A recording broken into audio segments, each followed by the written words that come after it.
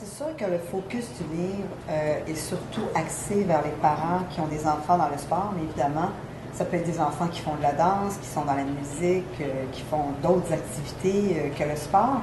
Mais c'est focusé aussi beaucoup sur les familles. Alors, c'est sûr que lorsqu'il y a un enfant performant dans une famille, il ne faut pas oublier qu'il y en a d'autres enfants.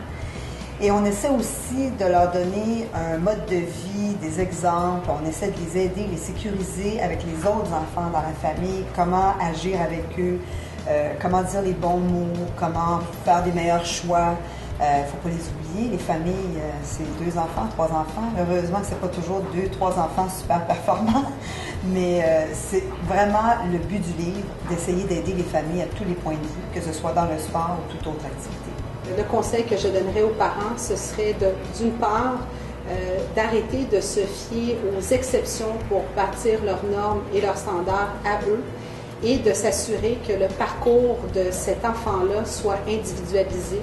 Et je pense que la seule chose que le parent peut faire, c'est de nourrir cette individualité-là et de ne pas comparer. Je pense que souvent, c'est l'erreur qu'on a tendance à faire.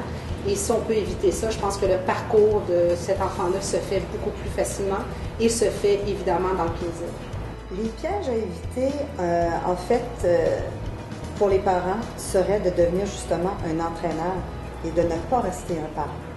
Alors, quand on est un entraîneur, évidemment, on n'a pas la même objectivité, le rôle est très différent. Alors moi, le piège à éviter numéro 1, ce serait ne pas être un entraîneur. Un des pièges pour les parents, c'est beaucoup d'essayer d'avoir un retour sur son investissement. Je pense que le retour que les parents ont, c'est l'éducation, c'est l'activité, c'est les relations que les enfants vont avoir à travers leur activité, qu'elle soit sportive, qu'elle soit dans la musique ou autre. Et ça, c'est important que le parent le comprenne.